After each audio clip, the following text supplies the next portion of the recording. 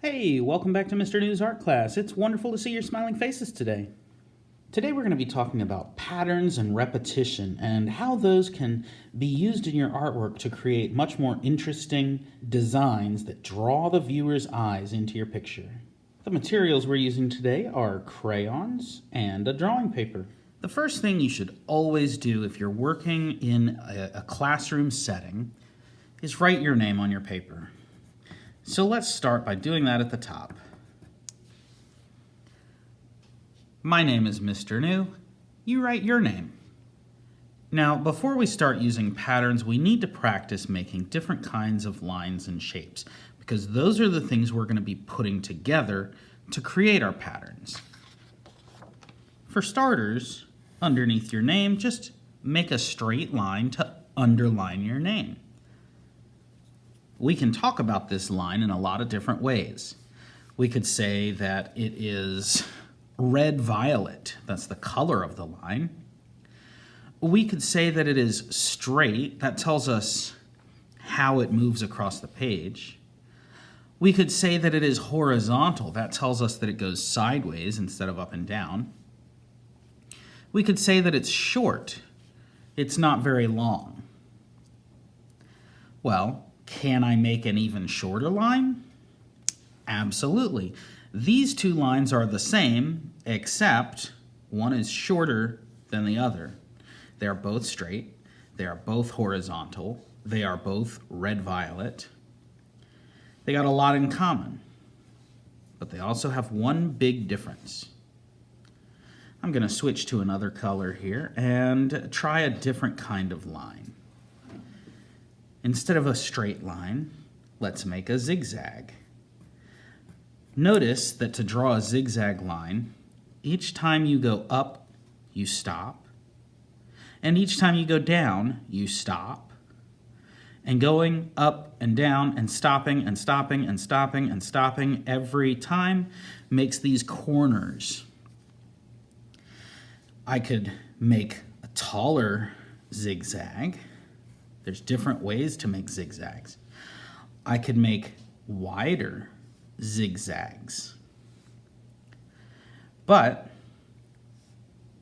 I always stop at each corner. Switching to another color here. If I don't stop at the corners, they won't be corners. If I don't stop, then they end up being round. This makes what we call a wavy or wiggly line. Again, I can have long wavy bumps, or I could have short bumps, or I could have them different sizes. There's lots of ways to make a wavy line.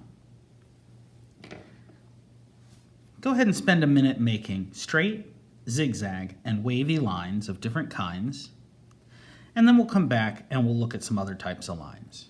So there's another thing that all of these lines have in common. They are continuous. There are no gaps. We can make other lines that do have gaps. Let's go up and down now instead of side to side, and let's make some lines with gaps. This is what we call a dash line. Notice that there are little holes in the line. The line goes all the way from top to bottom, but there are little holes. And the space between the holes looks like little dashes. I could do the same thing with dots. A dot, a dot, a dot.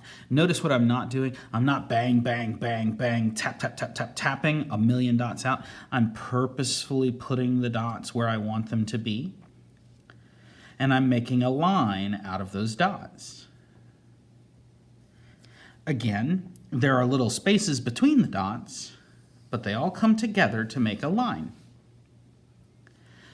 This thought could be done with anything.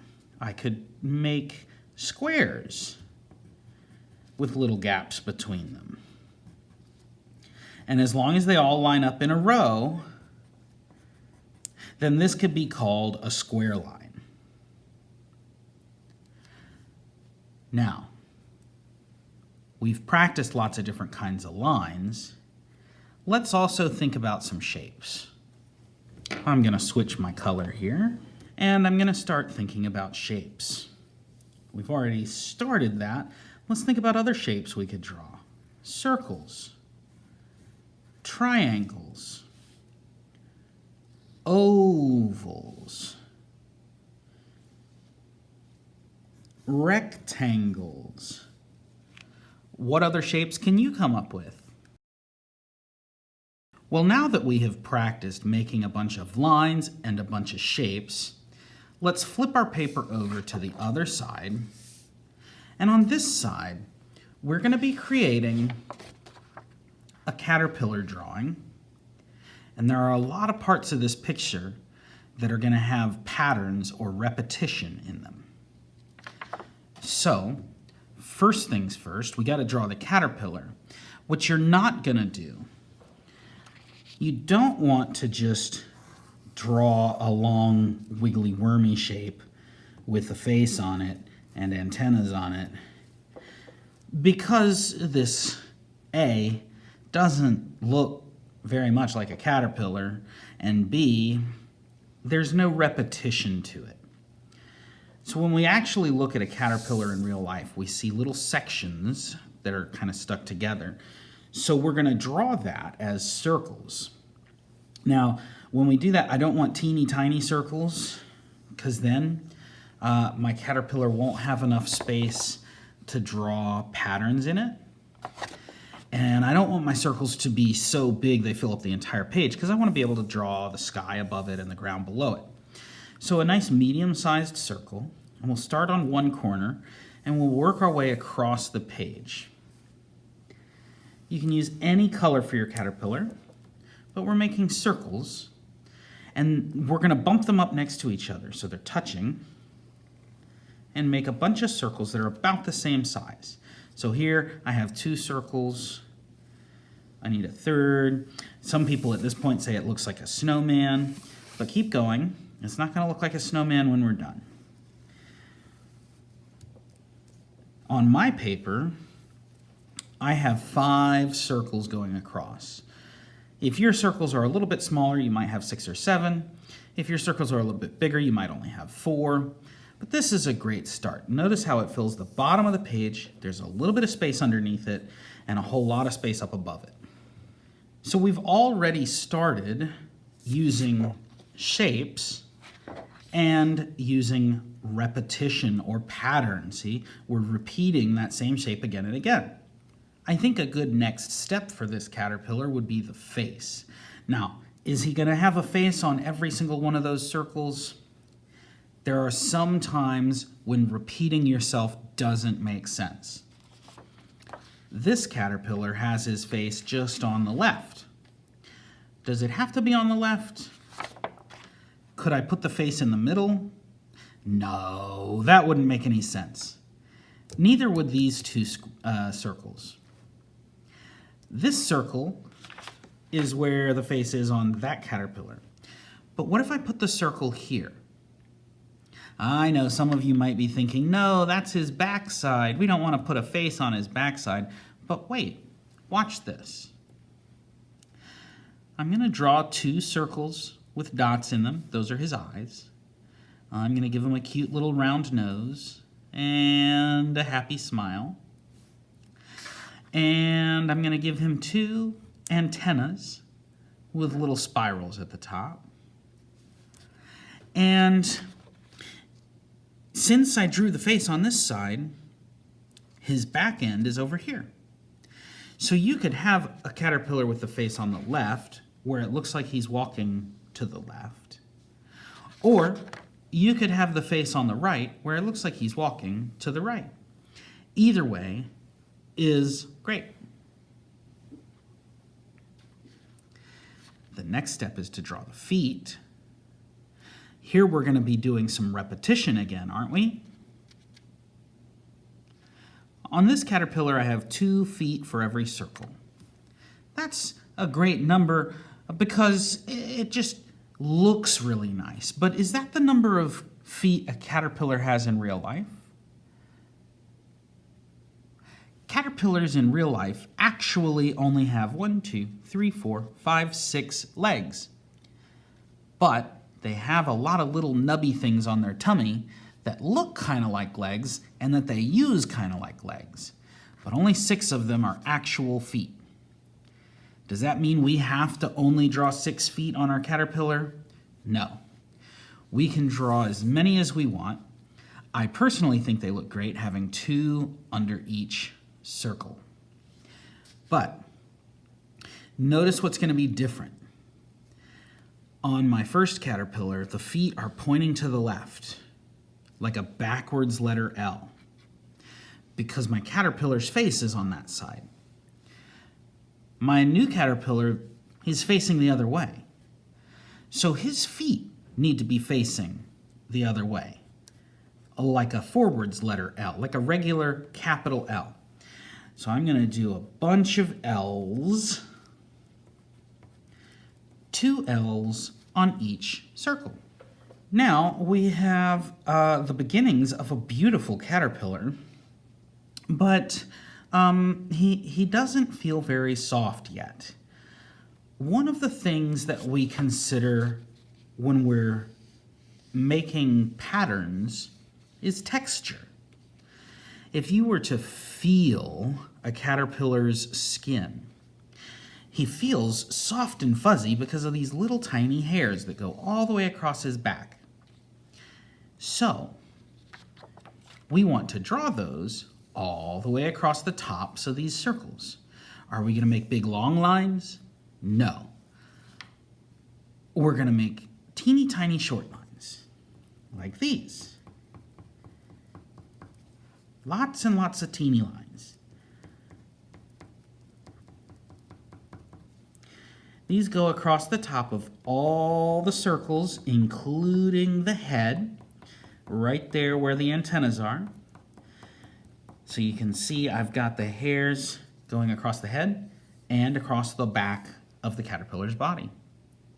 So we've made another pattern, or we've done some more repetition, and this time it gave some feeling, some texture to how that caterpillar would feel if you could go touch it.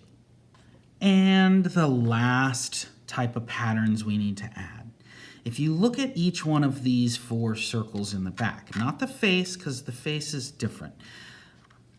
Each one of these circles in the back has a different pattern.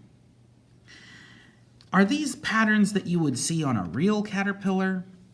Maybe, probably not. No, these are just patterns that I made up just to have some fun. And just to make our picture look more neat and interesting. So on my new caterpillar, I could copy the same 4 patterns here, or I could make up new ones. How do I decide? I look at the different kinds of lines and shapes I practiced on the back of my paper, and I plan some things out. I come up with some ideas. Maybe I really like the spiral. Well, that's one that I already did on this caterpillar. I could do it again if I want. Or maybe you say, I really like the dotted lines and I really like the wavy lines, so I could put those 2 together. That's very similar to what I did here. Here I used wavy lines with dash lines. Or maybe you say there's a shape you really like.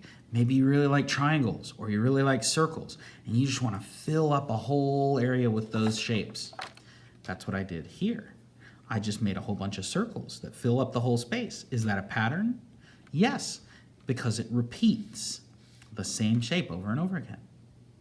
And then here I just chose straight and wavy, straight and wavy, straight and wavy. So there's no wrong way. I think one thing that might be really fun is to do a bunch of circles, but do it a different way from this. Instead of having them in rows next to each other,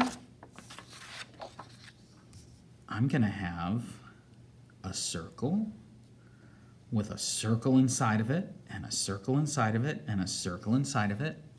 Hey, that kind of looks like the Kandinsky paintings we made last time. Maybe for my next pattern, I want to do a triangle line with a straight line, and a triangle line with a straight line, and a triangle line, and I guess there's a little bit of room up at the top for another straight line. Maybe for my next pattern, I want to just use one kind of line, just wavy lines. But instead of having, alternating back and forth between two different kinds of lines, I'll let the spaces between the lines be part of my pattern. So I could have two wavy lines really close together, and then a space, an empty space, and then two wavy lines really close together, and then an empty space, and then two wavy lines really close together, and then an empty space.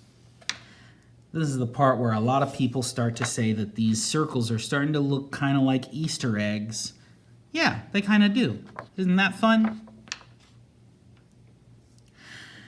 And I've got one more circle. I need one more pattern. These two patterns both go horizontal. This one goes in circles. Maybe I want a pattern that goes vertical or up and down. Maybe over here, I'll do a zigzag and two straight lines, and a zigzag and two straight lines. On the other side of this zigzag, I still need two straight lines and then a zigzag. See how much fun it is? Now it's your turn. You decide what kinds of patterns you want in your caterpillar. If you want, you can pause the video right here and look at the patterns I've made for ideas. After you have finished your caterpillar, we have to look at the whole rest of the page. I may be done with my caterpillar, but I haven't drawn the ground underneath him or the sky up above him. Right now, he's walking in a big white nothing. Before I show you some examples of what might be on the ground or what might be in the sky, why don't you pause the video and take a moment to think about what you might put in the sky or on the ground. Some of the things that might go on the ground underneath his feet are grass, rocks, dirt, mud, branches, leaves, maybe a sidewalk or a road. Maybe even he's standing on a person's hand. Some of the things that might go in the sky are the sun, clouds, rain, birds, bees, butterflies, or anything that might fly in the sky like Superman. Or we haven't talked about a nighttime idea. It could be a moon and some stars. If you take a look at my finished example here, you see that I kind of stopped focusing on patterns. I did repeat these lines across the bottom for grass, but when I got to the sky, I just made a sun and a cloud and a butterfly. That's not really a pattern. That's nothing being repeated. It's just a bunch of different things. Now, there's nothing wrong with that, but because we have been focusing on pattern and repetition for the entire project here, perhaps it makes more sense to do something like this. Notice that the grass is lines that repeat, vertical lines going across. Notice that the sky is full of repeating stars. Also notice that there's one thing in the sky that stands out as different from everything else. The moon is the one part of the sky that's different, just like the face of the caterpillar is the one part of the caterpillar that's different. It's okay to have certain parts of your picture that stand out because they are different from everything around them, especially when you've focused your picture on lots of repetition and patterns. Having one thing that stands out as different can pull the viewer's eyes and make people look at those places. Is there something else that you might put in the sky that repeats a lot of the same thing? Maybe you could have a flock of birds, 20 birds flying up in the sky. Maybe you could have a whole swarm of bees all flying across the sky.